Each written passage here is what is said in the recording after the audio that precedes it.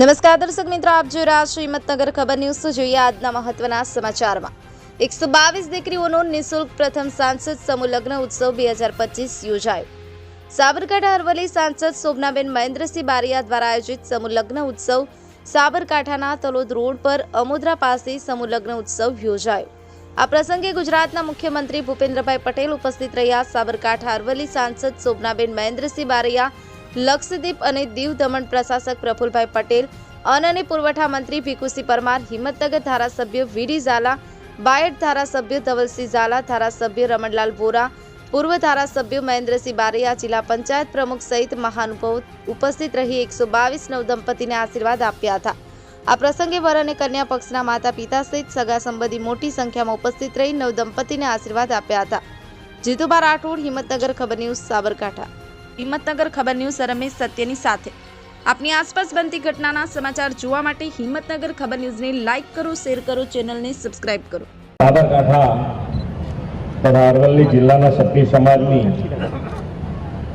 દીકરીઓના સમૂહ લગ્નોત્સવ પ્રસંગે આપણી સૌની સાથે મંચ ઉપર ઉપસ્થિત દીવ દમણના પ્રશાસક શ્રી પ્રફુલભાઈ પટેલ, મારા સાથી મંત્રી શ્રી ભીખુસિંહ પરમાર, સાંસદ બેન શ્રીમતી શોભનાબેન બારૈયા, અહીં ઉપસ્થિત સૌ સંતગણ, જિલ્લા પંચાયતના પ્રમુખ શ્રીમતી ભારતીબેન પટેલ, શ્રીમતી પ્રિયંકાબેન ડામોર, મારા સાથી ધારાસભ્ય શ્રી વડીલ મુરબ્બી રમણભાઈ વોરા, શ્રી વીડી ઝાલા, શ્રી ધવલસિંહ ઝાલા, શ્રી રમેશભાઈ ઝાલા, રાજેશભાઈ ઝાલા, જિલ્લાના અધ્યક્ષ શ્રી કનુભાઈ પટેલ, શ્રી રાજેન્દ્રભાઈ પટેલ, પૂર્વ ધારાસભ્ય શ્રી મહેન્દ્રસિંહ બારૈયા, શ્રી મણિભાઈ વાઘેલા, સાબર ડેરીના ચેરમેન શ્રી શામળભાઈ પટેલ, ખેતી બેંકના ચેરમેન શ્રી ડોલરભાઈ કોટેચા, મંચસ્થ સૌ મહાનુભાવો, ચૂંટાયેલા જનપ્રતિનિધિ, સંગઠનના પદાધિકારી, આમંત્રિત સૌ મહાનુભાવો, સૌ દંપતીઓ, સમાજના સૌ નાગરિક ભાઈઓ બહેનો, પ્રેસ મીડિયાના મિત્રો, સૌને મારા નમસ્કાર। વિશ્વ નેતા અને યશસ્વી વડાપ્રધાન શ્રી નરેન્દ્રભાઈ મોદીના દિશા દર્શનમાં ગુજરાતે હર હંમેશ સર્વ સમાવેશી અને સર્વાંગી વિકાસની નેમ રાખી છે। વડાપ્રધાનશ્રીએ દરેક સમાજના દરેક વર્ગના નાગરિકનું જીવન સુચારું અને સુખમય બને તે માટે આપણને સૌનો સાથ, સૌનો વિકાસ, સૌનો વિશ્વાસ અને સૌના પ્રયાસનો કાર્ય મંત્ર આપ્યો છે। સાબરકાંઠા અરવલ્લી ક્ષત્રિય ઠાકોર સમાજના સહયોગથી સાંસદ શ્રીમતી શોભનાબેન બારૈયા અને પૂર્વ ધારાસભ્ય શ્રી મહેન્દ્રસિંહ બારૈયા દ્વારા આયોજિત 122 દીકરીઓના ભવ્ય સમૂહ લગ્નોત્સવ વડાપ્રધાનશ્રીના આ કાર્ય મંત્રને સાકાર કરતો અવસર છે। સાંસદ અને ધારાસભ્ય સહિતના જનપ્રતિનિધિઓ લોકહિત અને જન સુખાકારીના કાર્યો તો કરે જ છે, પરંતુ આવા સમૂહ લગ્નોત્સવ જેવા સમાજના હિતલક્ષી આયોજનથી આ વિસ્તારના સાંસદે અનોખું કાર્ય કર્યું છે। આજે પ્રભુતામાં પગલાં પાડી રહેલા નવદંપતીઓનું દાંપત્ય જીવન સુખમય અને સમૃદ્ધિપૂર્ણ રહે એવા અવસરે આશીર્વાદ અને શુભેચ્છાઓ પાઠવું છું।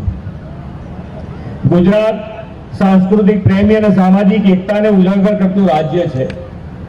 આપણે માત્ર આર્થિક પ્રગતિ જ નહીં, પરંતુ સમાજના તમામ વર્ગોના ઉત્થાનનું પણ સતત ધ્યાન રાખ્યું છે। આજે સમાજમાં ભેદભાવ નહીં, પરંતુ સહયોગ અને એકતાનો ભાવ સશક્તપણે ઉભો થઈ રહ્યો છે એ વાતની આ વિશાળ સમૂહ લગ્ન સમારોહ સાબિતી છે। સામાજિક સમરસતા અને સર્વાંગી વિકાસ એ રાજ્યના વિકાસના મુખ્ય સ્તંભો છે। આજના યુગમાં લગ્ન માત્ર વ્યક્તિગત પ્રસંગ નથી, પરંતુ એક સામાજિક અને આર્થિક જવાબદારી પણ છે।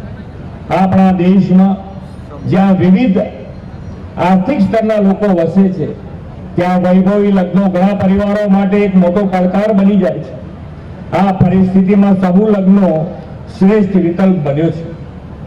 સમૂહ લગ્નમાં અનેક યુગલો એક જ મંડપમાં લગ્ન ગ્રંથિથી જોડાય છે। તેનાથી સમાજના પૈસાનો બચાવ થાય છે અને સામાજિક સમાનતાનો સંદેશ પણ પ્રસરે છે। આ પ્રથા ખાસ કરીને ગરીબ અને મધ્યમ વર્ગીય પરિવારો માટે ખૂબ જ લાભપ્રદ નીવડી છે.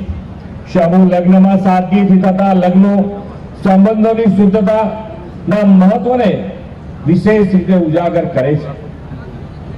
વડાપ્રધાન શ્રી નરેન્દ્રભાઈ મોદીના દિશા દર્શનમાં સેવા ભાવથી સામાજિક સમરસતા અને સમાજ કલ્યાણ માટેના વિવિધ કદમ રાજ્ય સરકારે ભર્યા છે. વંચિત વર્ગો જરૂરિયાતમંદની પડખે ઉભા રહેતી આ સરકારે સમૂહ લગ્નોને પ્રોત્સાહન આપવા 7 ફેરા સમૂહ લગ્ન સહાય યોજના અમલમાં મૂકી છે. રાજ્ય સરકારના આવા પગલાઓ સમાજના નબળા વર્ગને મદદ કરે છે. વડાપ્રધાનશ્રીએ દરેક સમાજના વિકાસની જેમ જ સમાજ શક્તિના સામર્થ્યથી રાષ્ટ્રના વિકાસ પર પણ ભાર મૂક્યો છે. આપણે પણ સમાજ શક્તિના સથવારે વિકસિત ગુજરાતથી વિકસિત ભારતનું નિર્માણ કરવું છે. આજના સમૂહ લગ્નોત્સવમાં તમામ નવદંપતીઓને ખાસ કરીને 122 દીકરીઓ ઉત્તરોત્તર પ્રગતિના શિખર સર કરતી રહે તેવી શુભકામનાઓ સાથે દેશના અમૃતકાળમાં અમૃતમય